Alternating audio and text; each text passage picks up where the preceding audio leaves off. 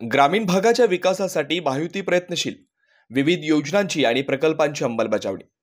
आपला महाराष्ट्र हा मुंबई, पुणे, ठाणे, नाशिक, छत्रपती संभाजीनगर, नागपूर, कोल्हापूर असा मोठ्या शहरांबरोबरच खेड्यापासूनही बनला।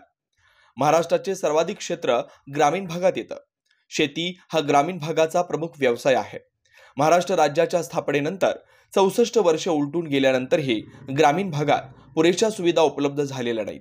रस्ते, वीज, पाणी अशा मूलभूत सुविधांपासूनही महाराष्ट्रातील अनेक खेडी आजही वंचित आहेत।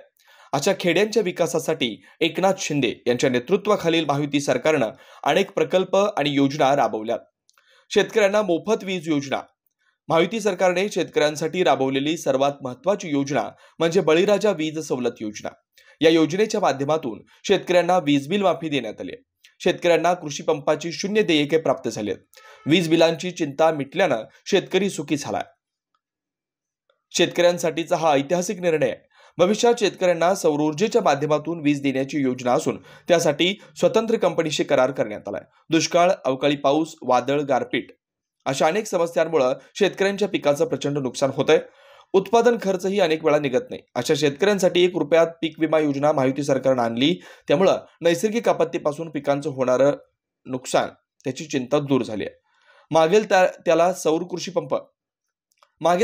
कृषी पंप योजना ही राज्य सरकारची आणखी एक महत्त्वाची योजना आहे। या माध्यमातून केवळ 10% रक्कम भरून सौर पंप उपलब्ध करून दिला जातो।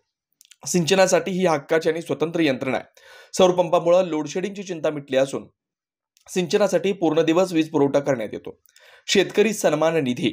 नमो शेतकरी महासन्मान निधी योजनेच्या अंतर्गत केंद्र सरकारकडून प्रतिमाह 500 रुपये शेतकऱ्याला दिले जातात। राज्यातील महायुती सरकारने यात स्वतःच्या 500 रुपयांची भर घालून आता शेतकऱ्याला दरमहा 1000 रुपये मिळतील अशी व्यवस्था केली आहे। केंद्र सरकारने 18 हप्त्यांचं वितरण केलं असून महाराष्ट्र सरकारने 5 हप्त्यांचं वितरण केलं आहे। शैक्षणिक सुविधांची निर्मिती। ग्रामीण भागात शिक्षणाच्या सोयी उपलब्ध करून देण्यासाठी मराठवाड्यात इन्स्टिट्यूट ऑफ केमिकल टेक्नॉलॉजीचं उपकेंद्र उभारण्यात आलं। राज्यातील 14 पैकी 3 शासकीय वैद्यकीय महाविद्यालय जालना, धाराशिव आणि परभणी इथं मंजूर करण्यात आले।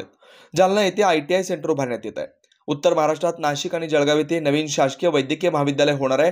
अहिल्यानगर तसेच जळगाव येथे पशुवैद्य पदवी महाविद्यालयातील उभारणी होणार आहे, तर नंदुरबार येथे नर्सिंग महाविद्यालय उभारलं जाणार आहे। आवाज माणदेशाचा, माणदेशातील प्रत्येकाचा, माणदेश प्राईम। सबस्क्राइब करा आणि अपडेट रहा। नवीन व्हिडिओच्या नोटिफिकेशनसाठी बेल आयकॉनचं बटन दाबा। धन्यवाद।